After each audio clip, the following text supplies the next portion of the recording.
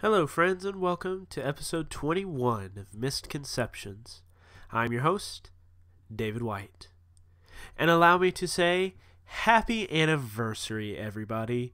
Well, really, I guess it's happy anniversary for us. But, for those of you that have been listening to us since the beginning episode, I guess it's an anniversary for you too.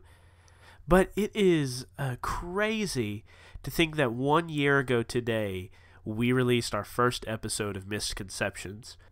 We have been doing this podcast for a year. It's crazy to see how far we've come since then, how the characters have grown, how we have finally have a core physical rulebook in our possession to look at the rules and how our interpretations of the rules have improved.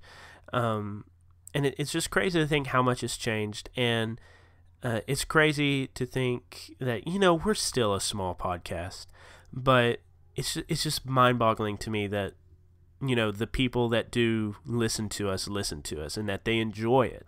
That puts a smile on my face. It is such a great feeling to know that somebody out there likes something that you make. So here's a year's worth of thanks to all our listeners, those that started with us in the beginning, Kit Andrade, Row Portal. Those are two of the ones that come to mind for being like the first people to ever comment on our page and stuff. So thanks to you. Thanks to those that left us iTunes reviews, that have followed us on Soundcloud, that followed us on all of our social media. Just thank you. Thank you for making this a great year. This is starting to sound like a goodbye episode, but it's not, because we actually have a huge announcement to make. I've been hinting at an announcement that we'd make for our anniversary episode, and now that it's finally our anniversary episode, I guess I'll let you in. But our announcement that we're really excited to make, is that Son of Oak, the creators of City of Mist, had decided to sponsor us. What does this mean? Well, it means that first of all, we are getting some awesome new art. And before I go any further, I just want to say thank you to Brock Baird. He is the artist that did our first logo and our first banner. He was really excited to help us, and I really enjoyed working with him. And so I just didn't want to go any further without saying thank you to Brock. I've already messaged him and thanked him and talked to him about the transition that we're making, and he was super excited for us, so that just tells you how cool a guy Brock is. But if you have any, graphic design work you want to get done, I recommend Brock. He's a guy I know in real life. He's a real cool dude. In fact, I'll put a link to his, Behance? I don't know. His art site, where you can go look at some of his art, get some graphic work done by him. But he's a cool dude, and I really appreciate all the work that he's done. And I even appreciate that he was excited for us, and the direction that we're taking the podcast now. So Brock, thank you so much for the art and everything you've done for the podcast. So this new art, you have probably noticed that the logo has hopefully updated on iTunes, SoundCloud, Google Play, all that. If you're listening to on YouTube, you can see it right now. And on our social media sites, our art has been updated. Martian Sobin, or Sorbon? I really need to learn how to pronounce people's names. But Martian is the official artist for City of Mist. He is the guy that did the amazing cover art, art on the inside of the book, the official character art for characters like Flicker, Mitosis, Excalibur, those characters that are in the starter set. He did that art, and now he has done art for our characters, and it's just gorgeous to see the amount of work he put in. But it's just gorgeous. We're super excited about that. We're also going to get some help in setting up a website with some kind of world details and things like that. Amit, the creator of the game, he's been really helpful and excited to help us with this project and going forward. He was the one that approached us and said, hey, I love what you're doing and I want to amplify it. I want to make it better. And so I really appreciate Amit. He's super involved with his community. You don't see that with a lot of game designers. But Amit has talked with me on more than one occasion, and last time we talked, I divulged some major spoilers for the Misconceptions story, just to get like his feedback and things like that, and he gave me ideas on how to use the mechanics and the rules and the narrative gameplay of City of Mist. And so having Amit, who is the creator of the game that we're playing, as this resource, landline, this line of inspiration, I'm really excited for it, because I think it's going to make this show even better, because he's going to take my ideas and help me with them, help me outline them a little better. So new art, new website, hopefully new listeners, cool things in the future, partnering with Son of Oak. Those are still up in the air, so I'm not going to say anything about that, but this partnership is going to be great, and a benefit for you is that if you are a fan of the show, you're probably a fan of City of Mist, and if you haven't bought the core rulebook yet, well, now is your time to do it, because our partnership has opened up a discount for our listeners exclusively. But whenever you go to Son of Oak and you check out, you can put out a certain discount code, Mistconceptions fan, all one word, all lowercase.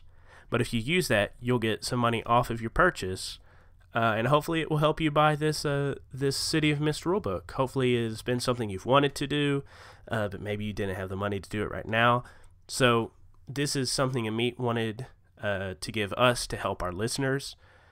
So if you've been holding back on buying that book, well, now is your chance to buy it. I mean, this code will always be up for our listeners, so please use it. Buy this gorgeous book. I have it finally, and it is a gorgeous book. So please go support City of Mist. Use that coupon code or discount code. They're the same thing. Whatever. I'm really excited, so now I'm really rambling. Our second announcement is that we are launching a Patreon. And for those of you not familiar with Patreon, it is a crowdfunding site.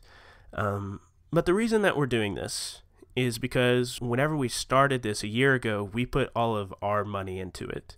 And basically, we've taken it as far as we can take it with our money. I have dreams of where I want this podcast to go. So do the players. But right now, we can't get there because we've basically reached the end of our rope. Now, Misconceptions is always going to be free. That's never going to change. But with Patreon and with your support, we can make the show even better. We could add more music, more ambiance, more sound effects, more special episodes. You don't have to make any commitments now. Personally, I would like all of our listeners to pledge at least $1. $1 is kind of the minimum amount, and it might not seem like a lot, but if all of our listeners pledged at least $1, then we would already be able to start to make the show better. And so maybe at this point you're thinking, what's in it for me? Well, besides making this podcast that you hopefully like better, how about a t-shirt with our logo on it, or your favorite character, or maybe a poster of the crew signed by the crew? You want a City of Mist book signed by the cast with little notes hidden in the pages about highlights and things we like about the system? Well, you can get that. Or what about a special yearly birthday session where I can Skype in and DM a game for you and your friends, or you can ditch your friends because they're lame. I mean, I don't know who your friends are, and you could instead play a game with us. There's a lot of cool rewards, so if you're interested, go over to Patreon, check it out. We have a lot of cool things. We have a lot of cool ideas we want to do, but we need your help to do it. So go ahead and click on that Patreon link down in the description below, or go over to Facebook and Twitter. You can find the Patreon links there. Check out the different rewards we have, different things you get out of it. There's some pretty fun ones, so go see which one tickles your fancy. Alright, I have gone just a little while talking about our anniversary announcements, but I was super excited to tell you all about them. Hopefully you were really excited to hear them. Hopefully you're excited now that you have heard them. But anyways, let's start to get to the crunch, the episode. If you remember, at the end of the episode, the party split up, with Esther and Fae going this way, Bill and Ren going the other way, And so I decided this would be a neat opportunity to record 2 different sessions, one with the girls and one with the boys. And so that's what we did. In fact, I invited 2 special guests to guest star, to NPC some characters for those episodes. And if you've listened to our OVA episodes, our side quest episodes, you should be familiar with the voices of Christian and Bailey. But I asked them to come back and record some Misconceptions episode as some special NPC characters, and they were more than happy to, so I was excited about that. But the reason I'm telling you this is because this episode is kind of chopped up. We recorded with these 2 groups at 2 different times, and so I took the episodes, spliced them together, cut them up and all that. So if you're confused why you don't hear Bill and Ren at the first part of the episode, that's because they're coming later. They weren't in that session. So hopefully that will clear up any misconceptions you have.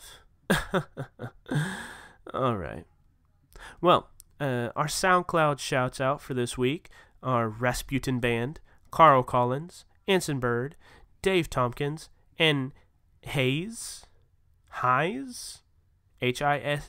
Hayes? I don't even know how to spell it. Anyways, thanks for joining us on SoundCloud. And also, before we get to the episode, Jaime had a little bit of a cold when we recorded this, but we had already rescheduled, so we couldn't reschedule again if we wanted this episode to come out on time. And so he wanted to record a little apology in his own voice to kind of explain where he was coming from for this episode. So before we actually get to this episode, let's hear from Jaime.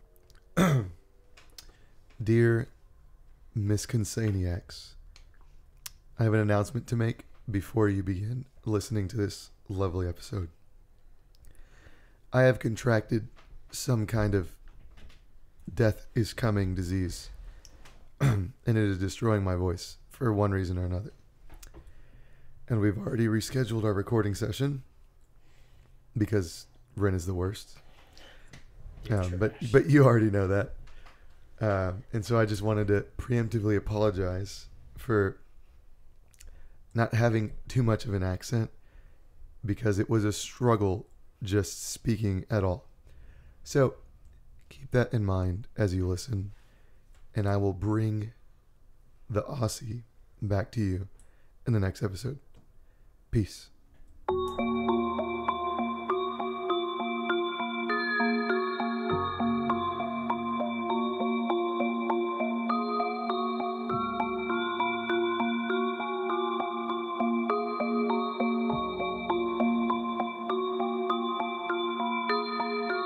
Dear Dad, I promised you that I would take care of things, and I don't seem to be doing very well at that. The bar was destroyed, and I don't even know what to do now. I know that I have to keep going. I know that I promised you that I would figure this out. Hobby doesn't think I should get into it, but we both know that I have to. I have to do this. I have to figure out what happened. I have to finish what you started. But I really wish you were here, because this is really hard.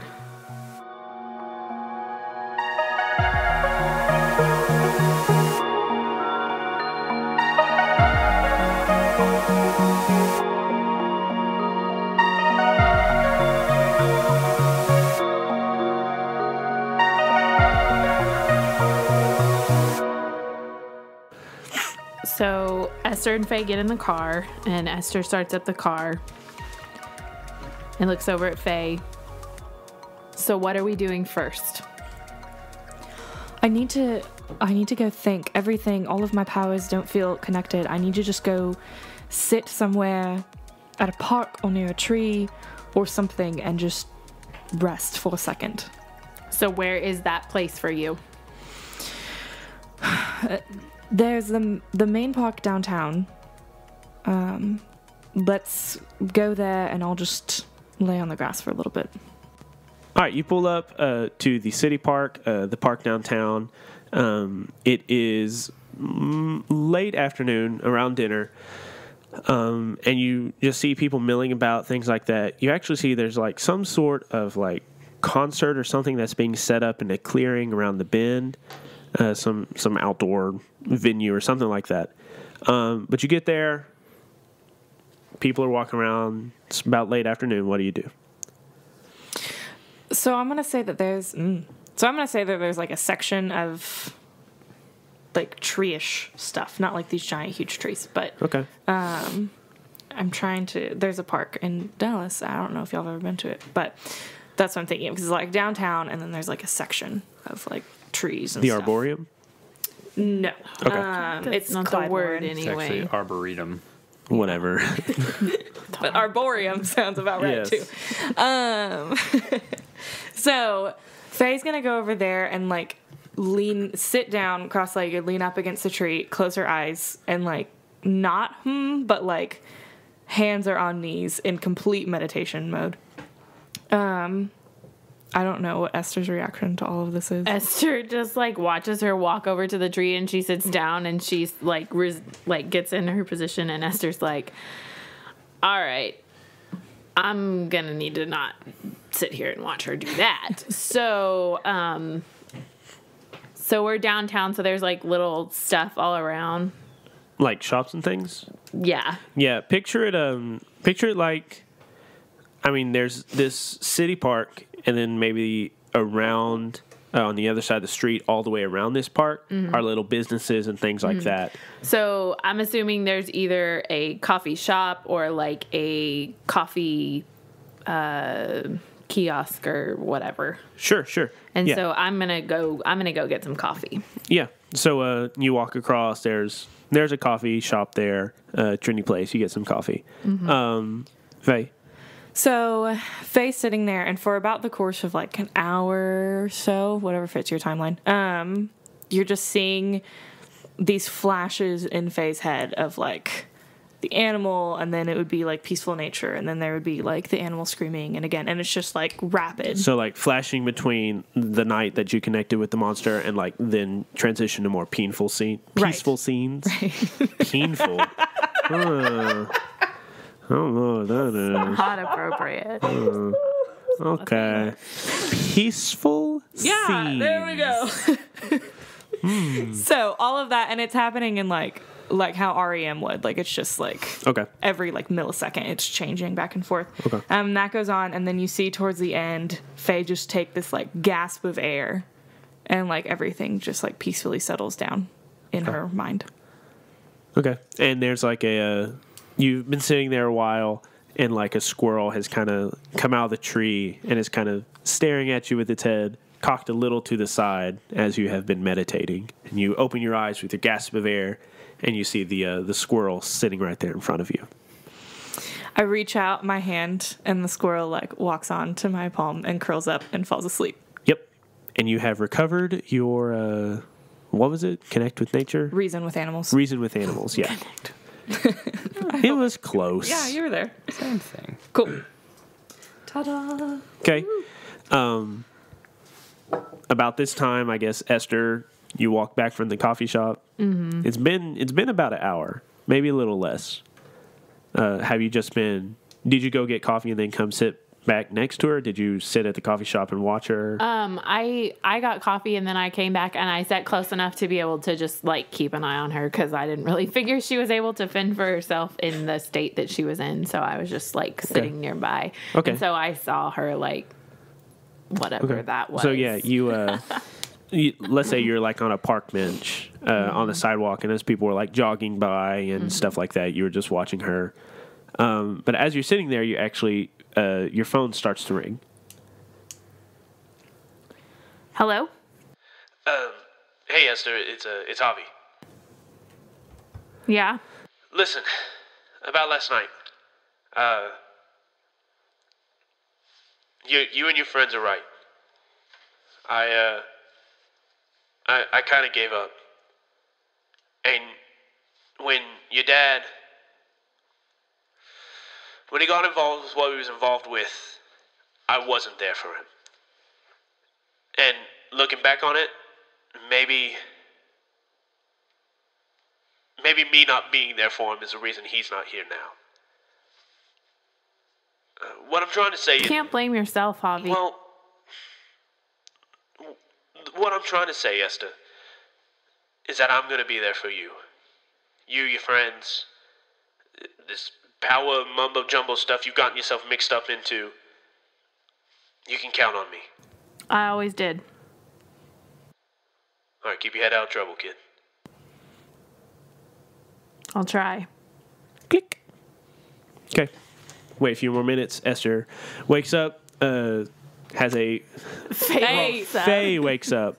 We're just gonna put, like, not Petra On her. Yeah. So after that phone call, Faye wakes out of her trance as she has a little ball of fur in her hand. She has seemingly reconnected with nature. We're not keeping that, are we? I mean, he's pretty cute.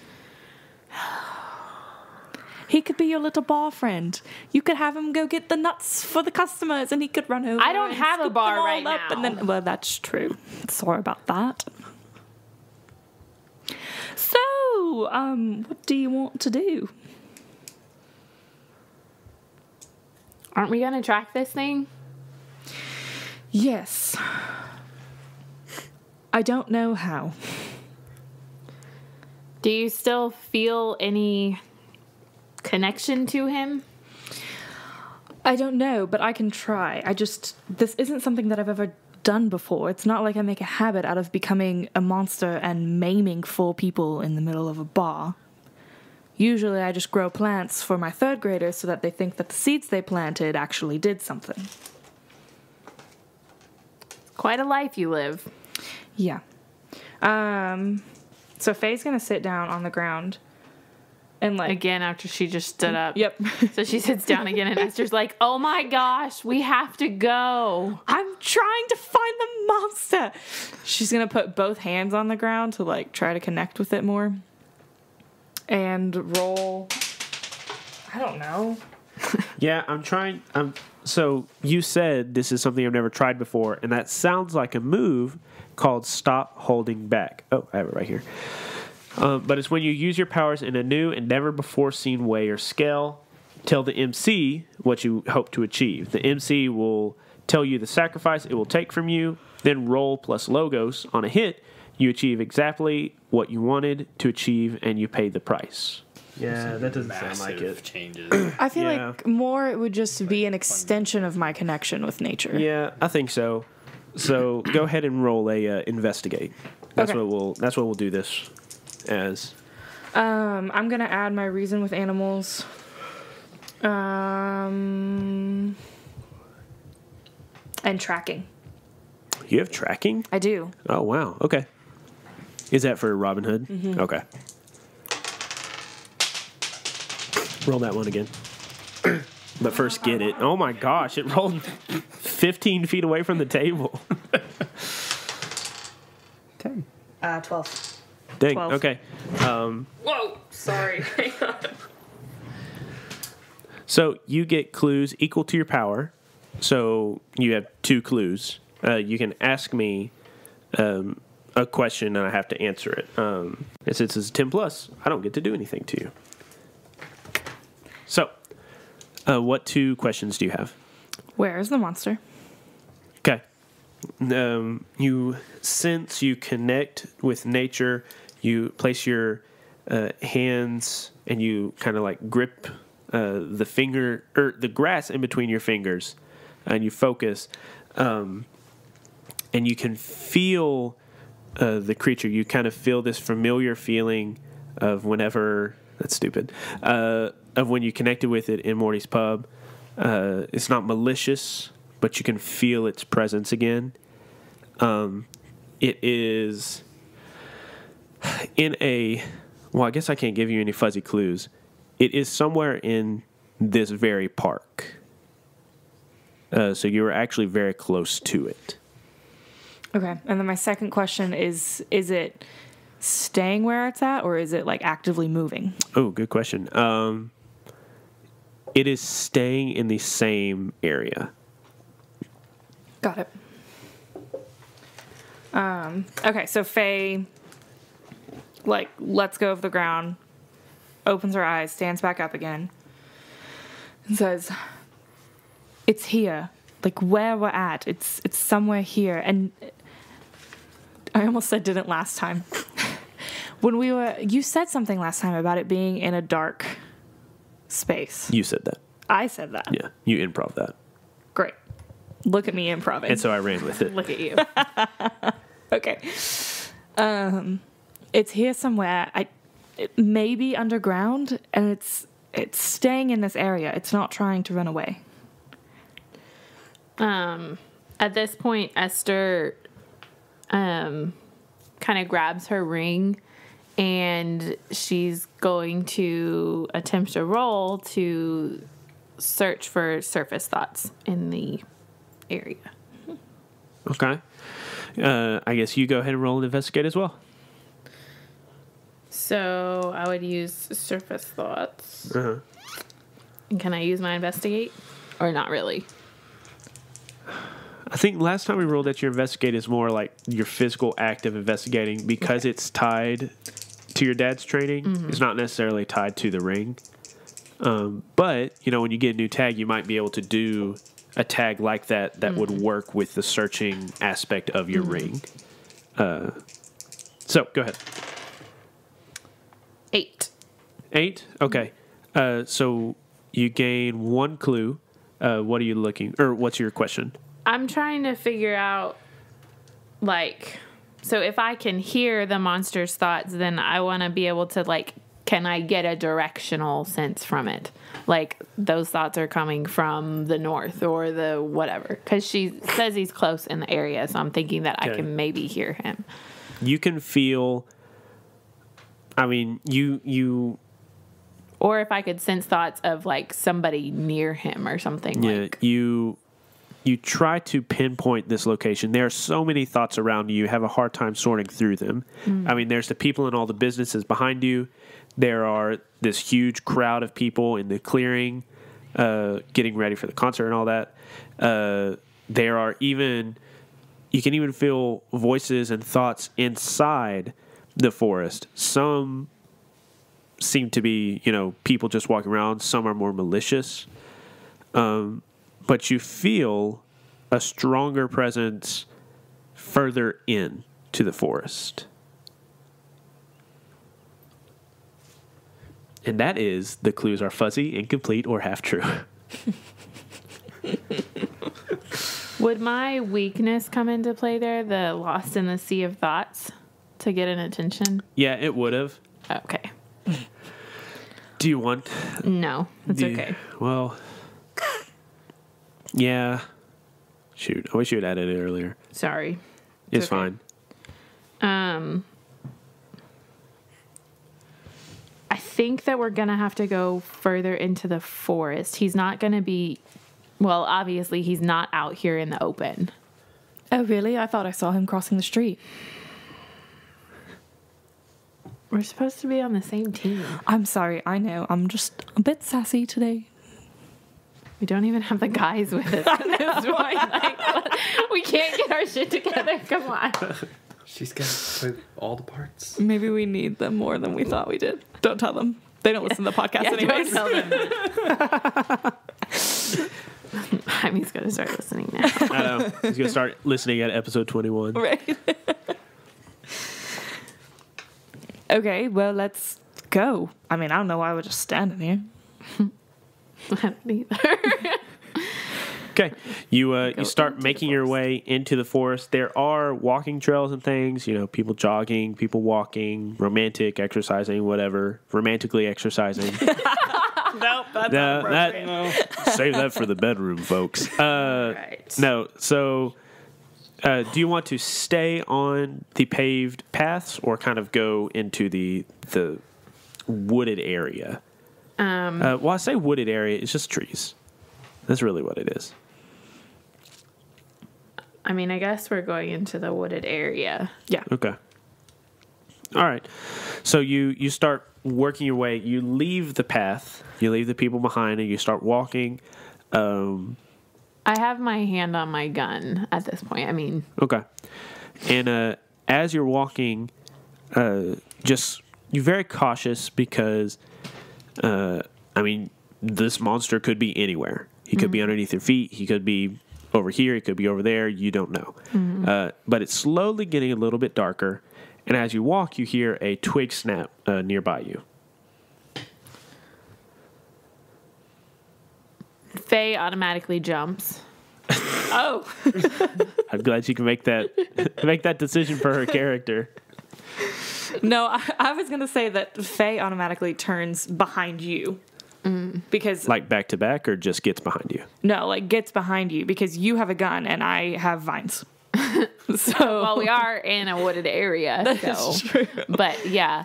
And so Esther kind of does like the, I don't know, like turns around, like does a 360, like checking her, like. And Faye stays behind her the whole time, so they just... Yeah. That's how I pictured it. Okay, so you whip around. Do you say anything? Do I say anything? Yeah. I thought you said, Or do you I just- see anything? And I was like, I don't know. You tell me. No. Do you say anything as you're pointing your gun in all directions? Stay behind me. Okay. A few seconds pass. You hear some more rustling in the bushes in front of you. really, you couldn't just make this easy and tell us who it is already. No. I have to build suspense. So do I see them wrestling? Yeah. Like they're So can I tell the it's like size of the thing that's making it wrestle? human size. You can see like the foliage like rustling. Somebody's moving through it, not very carefully, not stealthily, just pushing their way through everything. I'm going to say, can we help you? You hear a voice say, can we help you? So you see this massive, massive man. Think like the Rock build. Walk like jumps out of this bush and goes, "Whoa, sorry, ladies." Who are you? The name's Muhammad. How can I help you? I believe we were asking you that question. Go ahead and describe what does Muhammad look like? He looks, I mean, he's built like the Rock, but like what's he wearing? So he's Things built like that. the Rock. He's got this massive bushy beard, and he's wearing the like slacks and a button-up shirt with the sleeves rolled up and a vest over it. He's just huge Middle Eastern guy. Right. Well, I don't really need anything. I've just been exploring. Yeah. You've just been exploring in the bush. Yeah. In your dress slacks and your buttoned up shirt? And your vest. Yeah. I don't have time for you. Yeah, we're kind of on a mission, so if you don't have anything else going on, we're just going to... You haven't happened to see any kids around? That sounds weird. That sounds really... I'm not going to tell you if I've seen kids. that didn't come out right. At this point, like, Faye's, like, okay. gotten all big and her, like, overprotective teacher self. Listen. I'm a lawyer. I'm investigating some missing kids. Oh, you're a lawyer? Do you know Deacon? Deacon. Yeah, I've heard of Deacon. Do you like Deacon? Yeah, he's all right. Okay, I mean, he likes Deacon. We like Deacon. So what? We're just supposed to help him now and forgo our mission? Oh, right. Sorry, I got distracted. Wait, go back to the whole kids thing. Why are you looking for kids? They've just been turning up missing, and there's been a lot of them. So I've been trying to find them now. You're a lawyer that's actually going out and looking for the kids yourself? Well, nobody else is going to do it.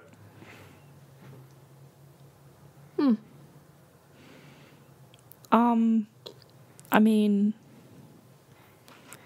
I haven't seen any kids. Yeah. She sees kids all the time because she teaches school. Well, they're probably not missing if they're in a school. Not typically, but sometimes they go to the bathroom and then I don't know. It takes them a while to come back. Faye, this ties into one of your themes, his mission. Looking for these kids. it should be, teacher for change.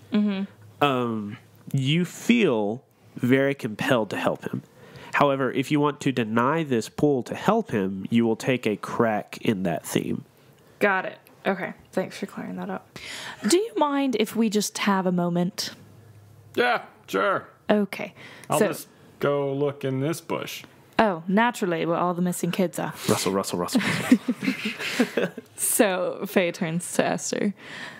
I don't know. I mean, I feel like... I know you want to help the kids, but we kind of got a lot going on right now. We do have a lot going on, but maybe he could help us, and we could help him, and we could get it all done at the same time. I don't even know him.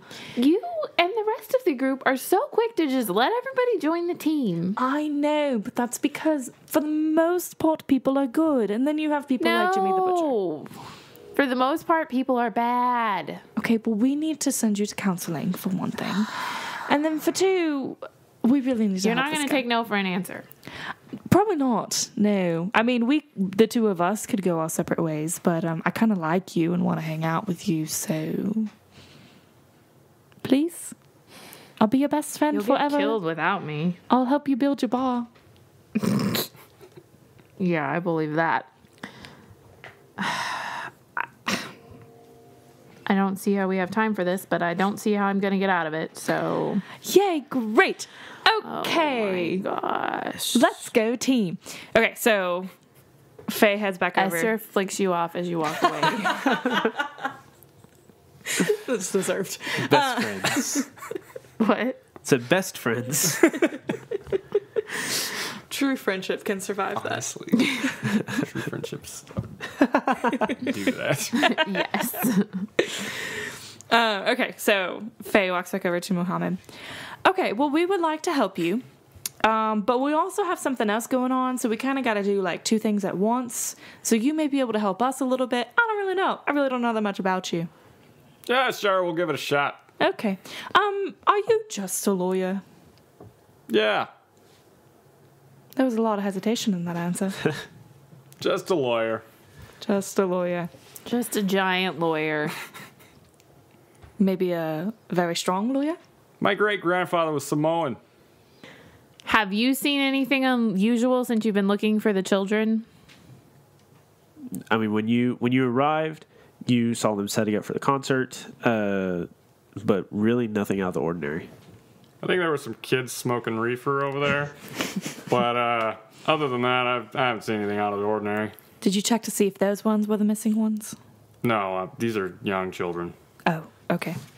Okay, well, we're looking for something else right now in the forest, but I guess we could all kind of search together at the same time and see what happens. This Sounds is...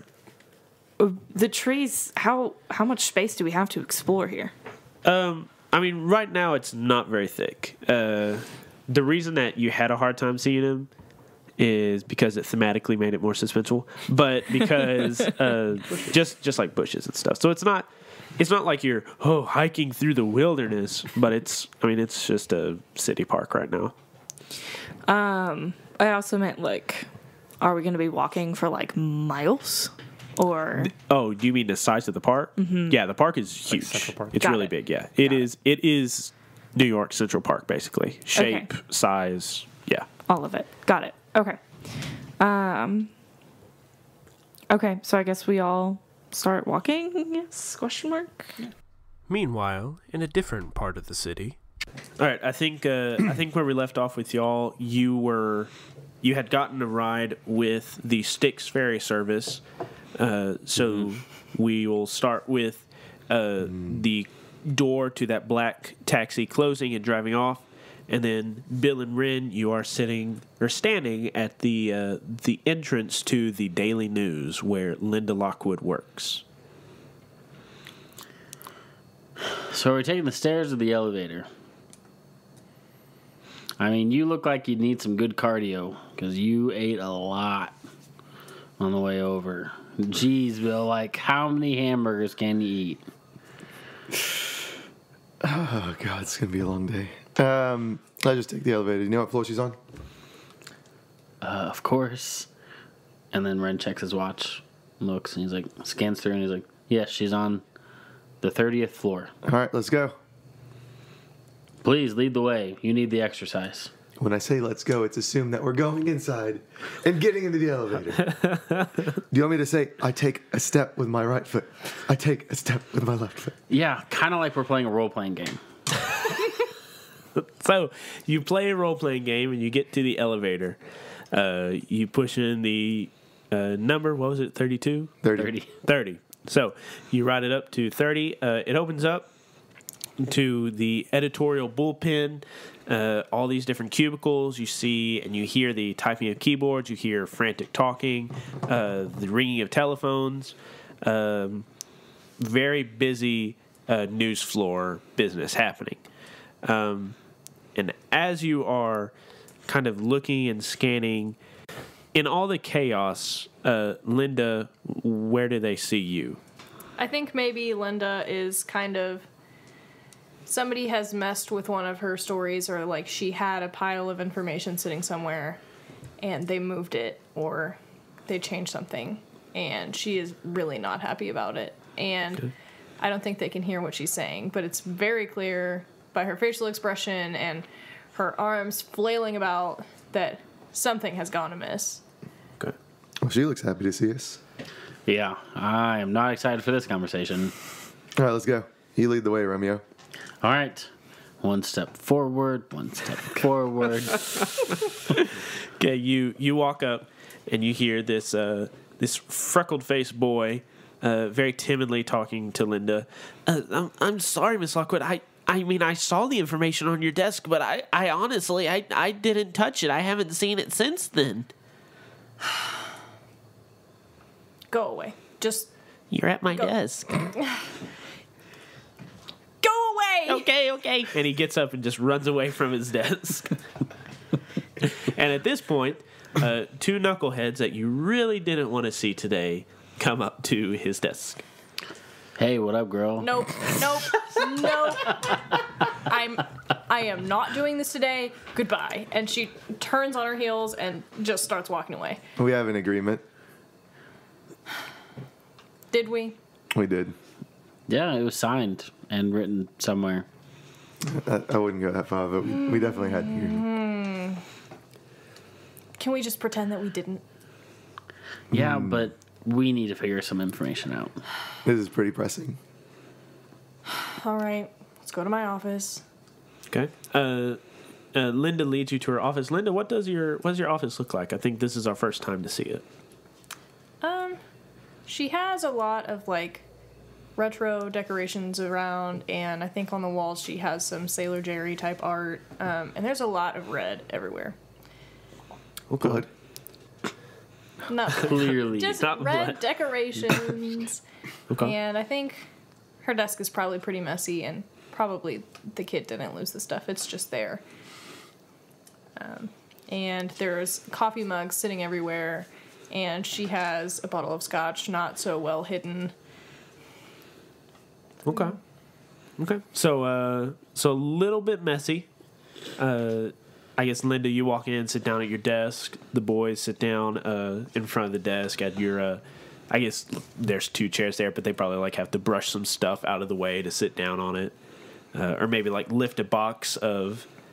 what am I thinking of? Banker evidence. Box. Yeah, banker box of evidence or like files, and they have to set it to the side. But anyways. So what do you want to know? So we're looking for this guy. You saw him the last time we were at the Pound, you know. He was pretty scary looking, kind of fat. Calls himself Jimmy the Butcher.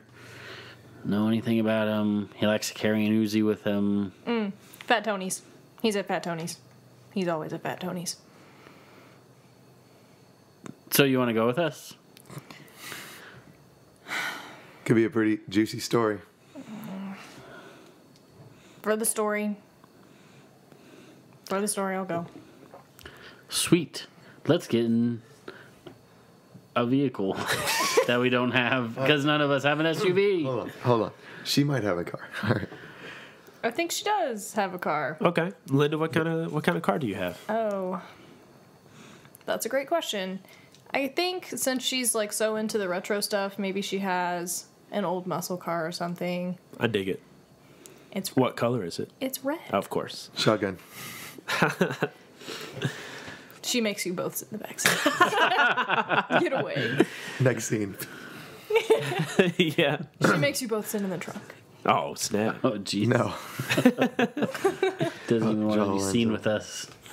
Okay. So you hop in the back of the red muscle car. She starts driving off a little bit more quickly than probably, well, I was going to say than you're comfortable with, but you are pretty reckless, so this is probably just your speed. I have a question. What is Fat Tony's? Is it a bar? It's a pizzeria, and they also do some illegal gambling there. That started in Bailey's voice and ended in Linda's voice. Illegal gambling. Ren So- is fantastic at illegal gambling.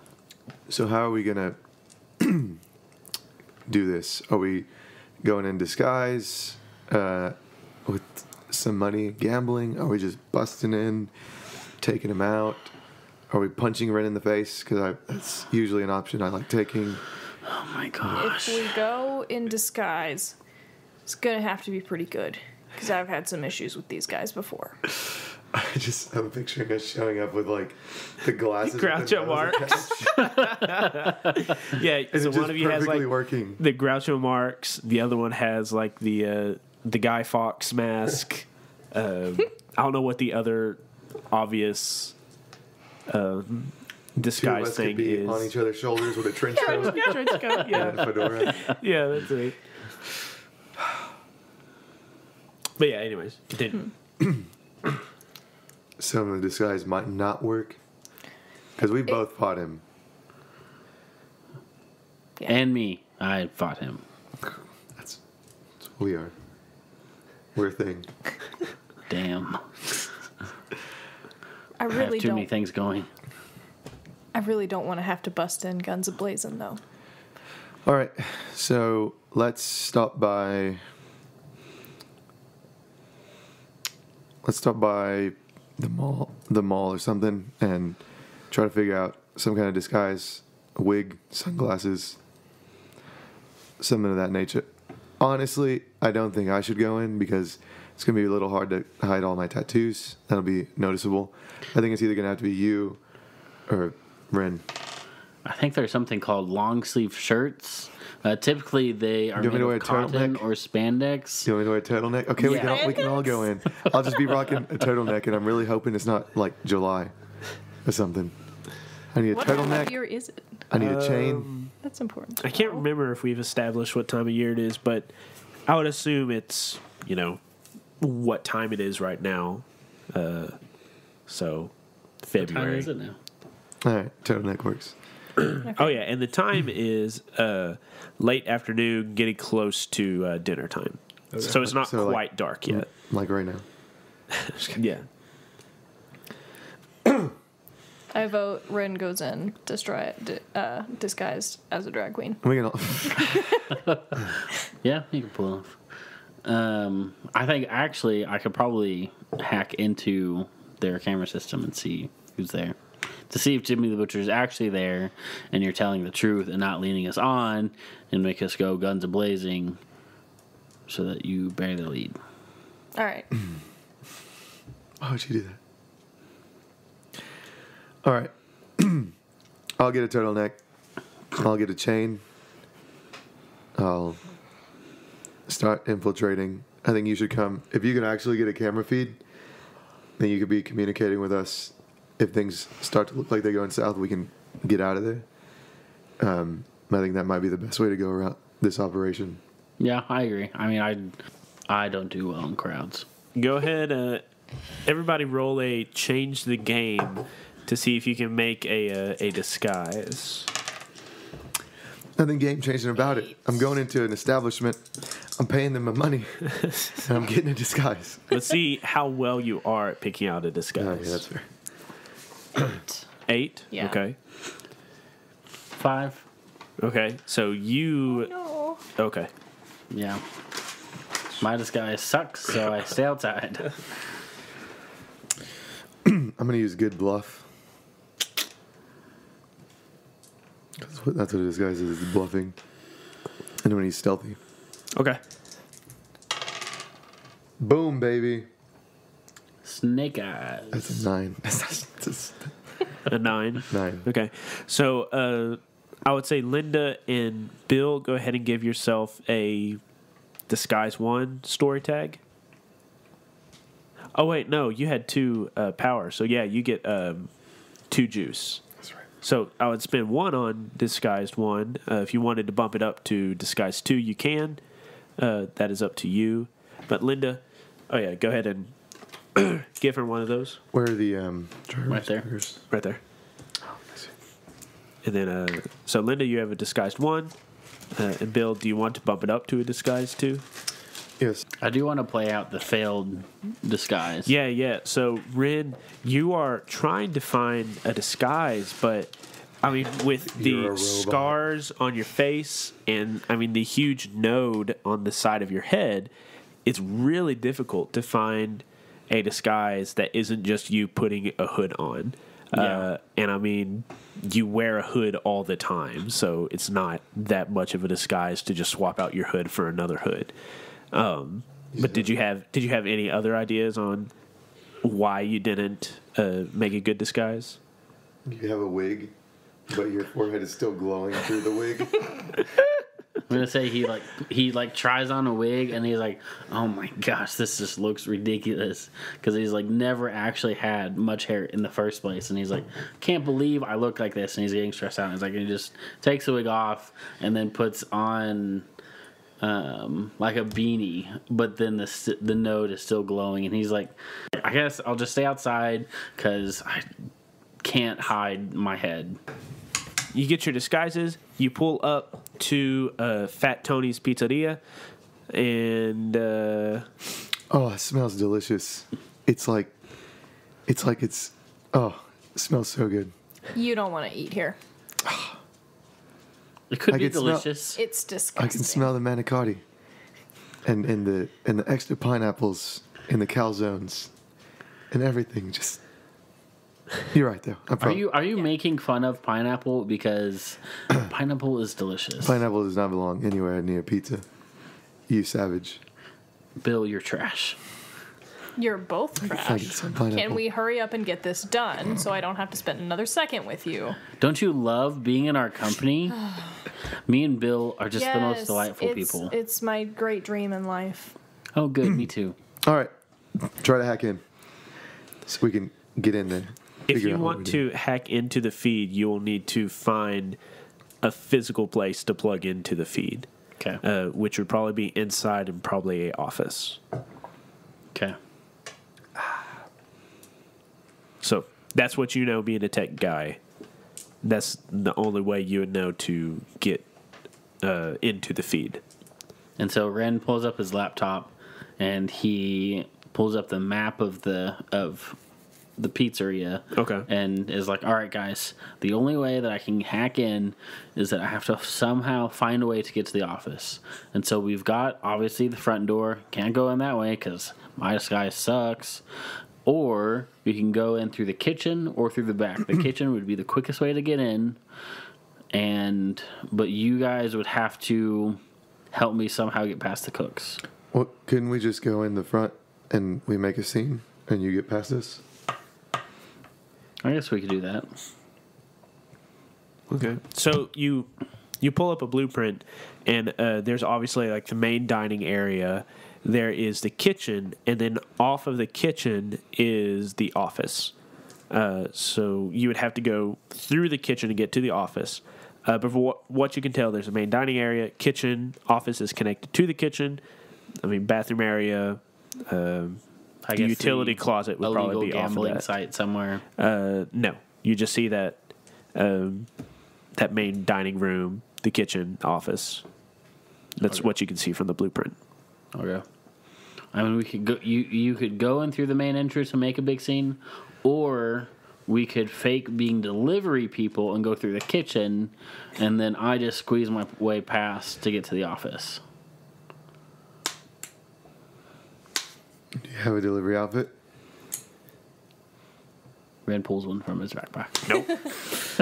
You do not. Linda pulls one from her bag. Okay, go ahead and roll a change the game. Oh, wait, hang on. So, So you add a +1. +1. So, 7. Okay. That's still good enough. You have 1 juice. What story tag do you want to create for Rin? Just delivery guy, I guess. I don't know. Okay. Delivery outfit. Delivery Yeah, outfit. delivery outfit. What does this delivery outfit look like?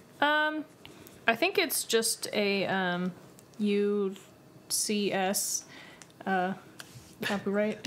Yeah. He's just like a Thanks. normal like mail carrier guy, but maybe it's like a bajillion boxes, and so they think, oh, it's gonna take him a while. Oh, so you so like that- produce boxes as well to go in with it? Sure. Okay. You go ahead and describe, like, how does this look? Like, how big is your bag? Is it a backpack? Is it a messenger bag? What is it? I think it's just like a messenger bag that kind of looks like a laptop bag or whatever. Okay. Okay, so she, like, reaches into this messenger bag, and she pulls out this outfit, and she, like, throws it back to Rin, and then she reaches out in and, like, starts pulling out, like, these boxes from this bag. And I mean, you're looking at it like, those shouldn't be able to fit in that bag. Does she have a bag of holding? But anyways, Rin, she pulls that out and throws it back to you. Perfect. This will work just fine. Okay, you go ahead and change. You have your delivery guy outfit 1. Just gonna change outside, you animal. I'm just kidding. Nobody look at me. I'm being a jerk. I'm sorry. So while you are discussing this and while Rin is changing, you see it is dusk. The sun is setting. It's not fully dark yet, but you see people walking in and out, obviously getting pizza, eating dinner, things like that. But then you also see some very well-dressed people. You do not think they're here for pizza, but knowing what Linda has told you, maybe they're here for a different service that Fat Tony's offers. But they walk in, and you don't really see them come out. You see other families go in and come out, but you do not see these well-dressed people come out. But anyways, Rin has changed. You are ready to enact your plan. We walk towards the door that's on the side of the building. Okay, so you're going to the kitchen door? Yeah. Are you going by yourself? Yeah. And I think you need to say that you're delivering like office type things like paper or toner or whatever. Okay. Because it could be locked, so you need them to let you in to it just in case. Yeah. So Ren goes, I guess, do y'all create a diversion beforehand or? I think diversion was a plan before we had a disguise for you. Okay. That's what I thought. Unless Linda wants to do a diversion. I guess we still could, but if we were going to do a diversion, We still need to get into the illegal gambling site. No. All right, then. Okay. So who wants to go first? The people going in the front door or Rin at the back? I think Ren should go. Ren with should go that. first. Okay. Yeah. Rin, you walk up In to case I the, fail, they can come in and save me. Yep. You walk around into the alley. It's very dimly lit by just a street lamp hanging in the alleyway. Or I guess it would be an alley light since it's not a street. But there is a steel door leading into the kitchen. You knock on it. It opens up. All this kind of steam pours out of the kitchen. There is a man with a smock, very dirty. He has like some dough in his hand, just hanging loosely down his arm. Says, "Hey, what do you want?" Got some deliveries for the office. I'm way behind, and I just got to drop these off in the office. Just let me in, man. Go ahead and roll a sneak around. You're being a jerk. I wouldn't let you in if it was me. And with that sneak around, you may add your delivery guy tag. You have that?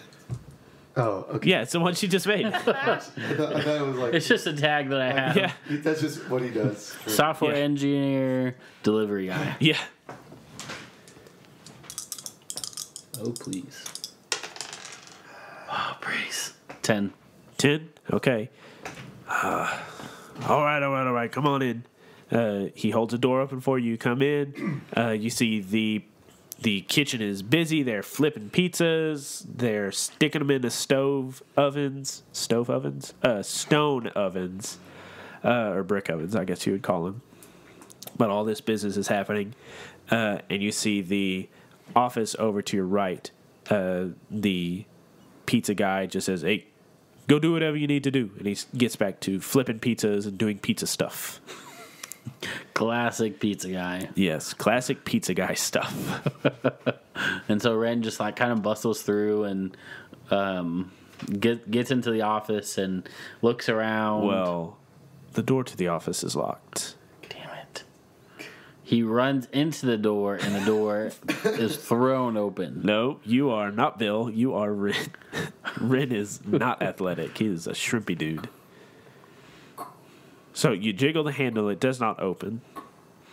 Hey, you got a key to the door or what? If you want a key, go talk to Cody. I don't have time to talk to Cody. Why don't you go talk to Cody and then I'll just wait here. He knows you. It'll be less awkward. Can't you see I'm flipping pizzas over here? Hey, can you believe this guy? I just picture him like flipping a perfectly good pizza upside down.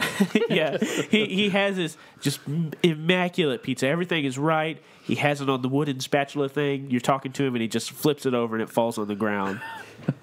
Hey, you're costing me good pizza here, man. Hey, now you have time to go talk to Cody. Just please, I'm in a hurry. I've got 5 other deliveries to make. He grumbles under his breath. He kicks open the door and he yells, "Hey, Cody, there's a guy here to see you. Something about deliveries." And now we're going to transition to Bill and Linda. I assume you just walk in the front door? Mm-hmm. Okay. Walk in the front door. This is a trendy downtown pizzeria. I mean, you can see the kitchen from the dining area. There's a door leading back to where the kitchens are, or where the kitchen is, obviously. But there's a little bar. There's a bartender there.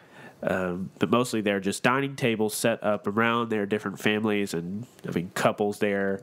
And it is a seat-yourself restaurant. I'm going to walk up to, is there like a host or hostess? No. You see waiters going around and taking orders, and you see a bartender behind the bar. I'm going to go up to the bartender. Okay. Yeah, excuse me. Can you give me a... Nope. We walk up to the bar. Okay. Excuse me, can you tell you where the restroom is? Oh, yeah, it's right around the corner. I'm going to walk around the corner, come back. No. You don't understand. I don't want to know where the restroom is. I want to know where the restroom is. And do air quotes. He looks at you. You aren't really dressed like our usual clientele. Yeah. And that means I'm not going to get you busted by coming in here wearing $1 million worth of clothing and then not sitting down in your restaurant. I'll sit down. I'll eat some of your garbage pizza. But if you don't let me do what I want to do, I'll just take my business to the Golden Flamingo. We serve pizza here. We serve drinks here. If you want anything else, afraid you just gotta know where to look. He just starts cleaning his glass. At this time, the door to the kitchen is kicked open. "Hey, Cody, somebody here needs to talk to you. Something about a delivery or something for the office." The bartender looks up. "All right." And he walks into the kitchen, leaving you two there alone. I walk behind the bar. We're looking for any kind of like secret door or anything. Maybe there's like you lift it up in the floor and you go down some stairs. Maybe there's a key. Maybe there's... As you're looking, Linda, you actually, like, you're keeping watch while he's doing this, and you see a nicely dressed couple come in. They make a beeline straight for the back wall.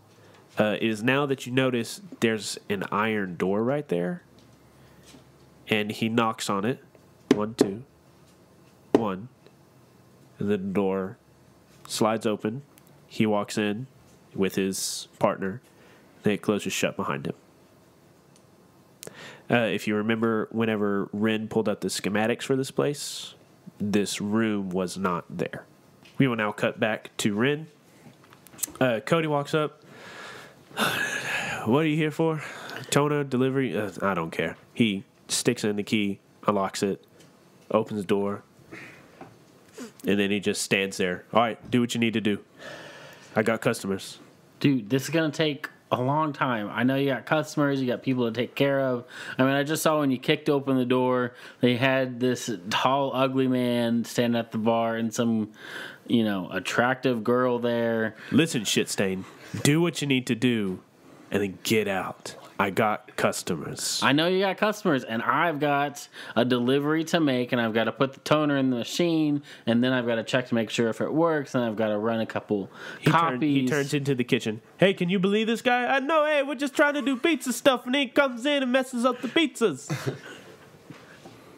He crosses his arm and leans back against the door jamb and just stares at you. And then Ren goes into the office and slams the door shut and breaks the lock. He's standing in the door. So it opens up, and then he walks in with you, and he stands in the door jamb. And then, okay.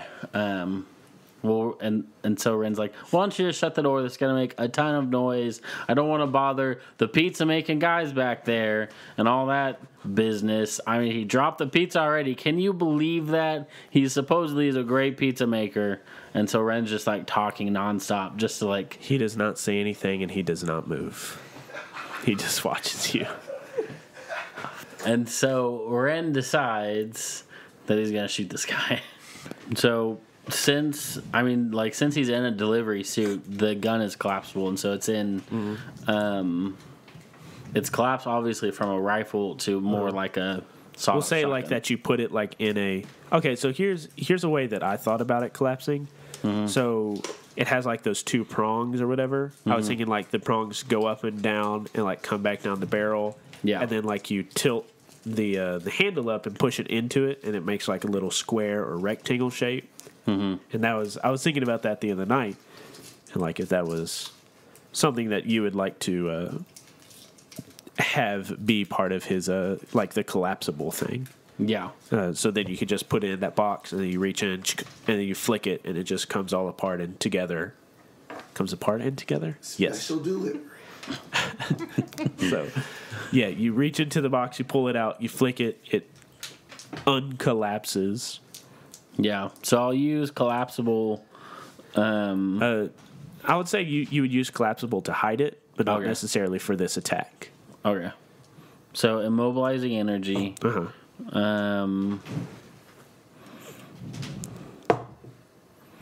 And scanner vision. I think to assess where the best shot to hit this guy would be. Okay. Him. Yeah, go ahead. Please.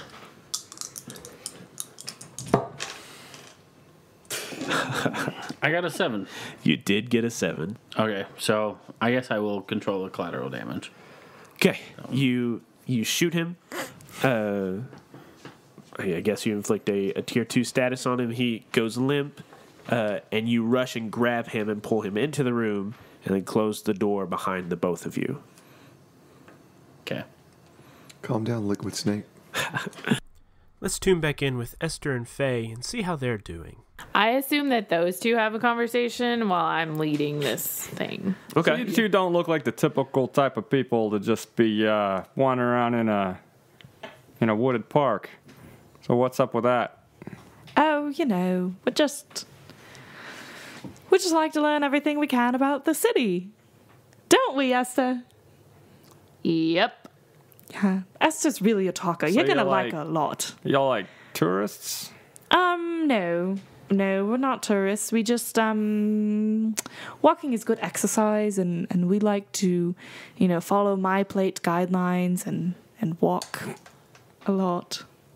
Follow what? It's an app. Oh, That was in character. It's just don't worry about it. Esther, what do you want to talk about?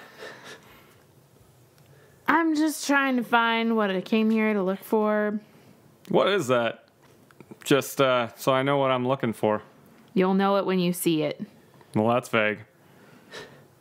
Esther keeps walking. Okay. And like this whole time, like Faye is feeling the most tension and is like trying to like bring Esther in at every point and like make everybody friends. And it's just like, Okay.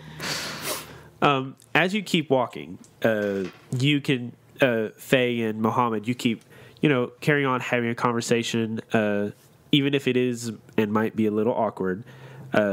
Esther, you're marching ahead of them. And Esther, these two don't notice it because they're kind of carrying on. But the park seems to grow thicker. There are more trees. They're now more closer together. Mm-hmm. Where it used to be very easy to walk through, there's now brambles and bushes and other things. Mm-hmm. So you get to probably the center part of the park. Mm-hmm. It's very, very dense. In fact, whenever you look up in the sky, you can't see any more skyscrapers that line the park. It's almost like you feel like you've been walking longer than you should have. Faye stops. Do you stop or do you keep walking? Yeah. So Both. I'm sorry. No, I knew what you meant. You stopped. I stop. So Faye comes up to you and stops next to you and is like, what? What's happening?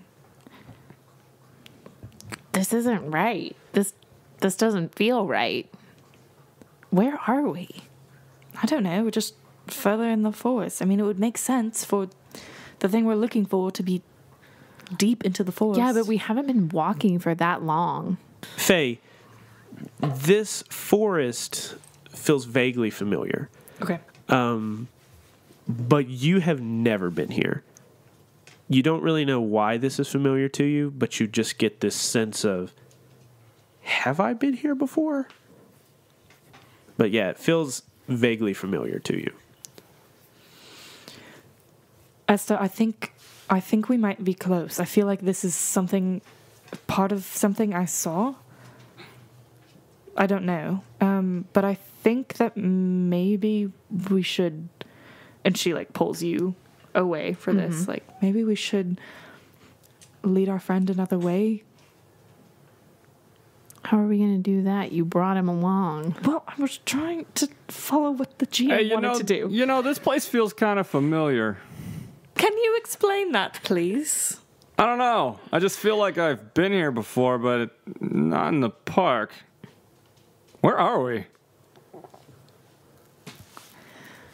What if he's the monster? That's going to suck. Do you whisper that to Esther? I am a monster. She whispers that to me, and I look over at him and just look him up and down. I don't think so. As you have this conversation, you, no. Notice that he's gotten bigger. Yeah. He's armor plating. No. No, scratch that. What are y'all doing? He's so shiny. Can I roll and investigate? Sure. What are you looking for? Something that would connect back to why this is so familiar. You don't really have to roll an investigate for that. You just feel that this is somehow connected to your mythos, the mythological side of you, the side of you that you don't entirely understand yet. This area has something to do with your story, but you're not sure why.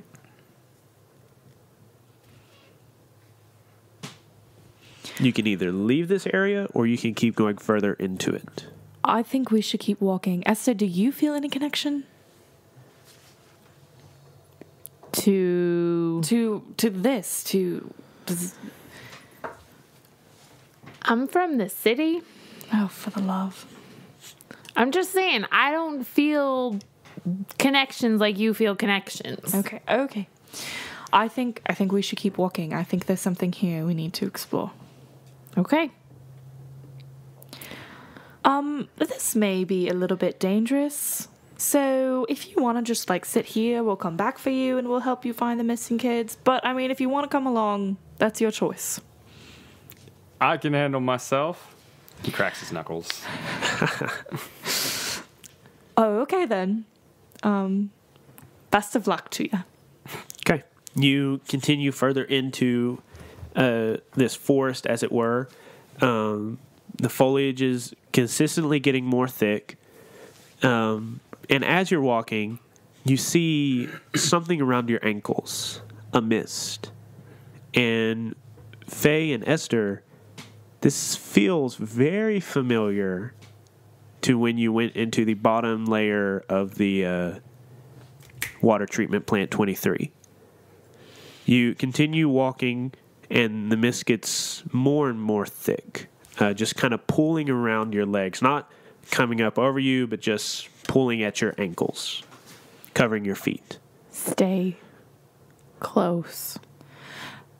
As to stop walking for a second, we need to... Last time, the minute we breathed this in, we lost consciousness. We need something to filter the air. Give me a banana leaf. Just kidding. Trying. Gosh, what plant would I'm do glad that? that you put that together, because the whole breathing it in and passing out thing, I didn't put together. So, what do we do? We're here now. I know. I'm trying to think. What kind of plant could we use that would help filter? As you're thinking, Esther and almost said Rin, Muhammad, you do not hear this, but Faye, you can almost feel it. There's no rustling in the trees or anything like that, but you feel somebody is coming, and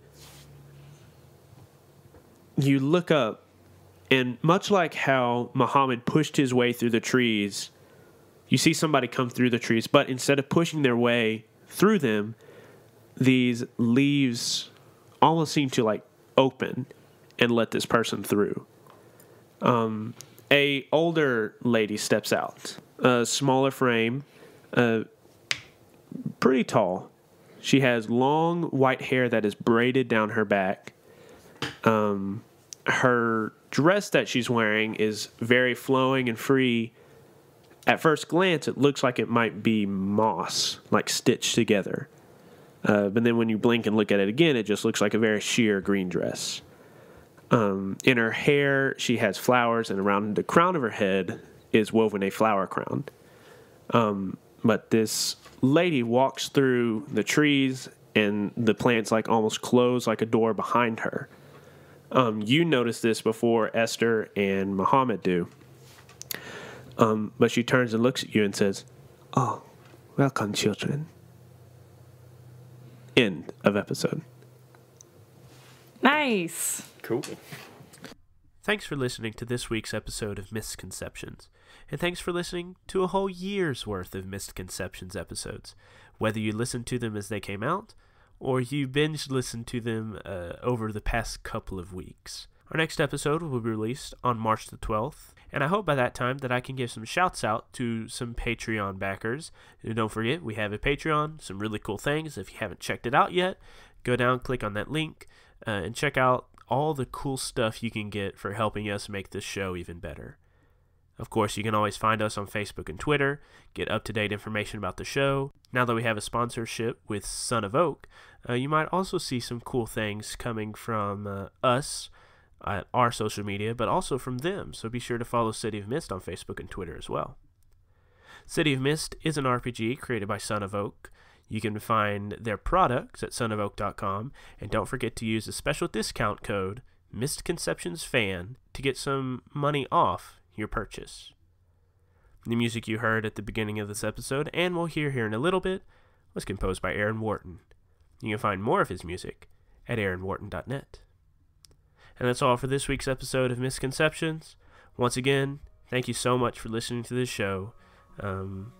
we want to make it even better, and we hope to do that this year, next year. I don't know how long it will take, but we're here for the long haul, and we want to make this show better for you.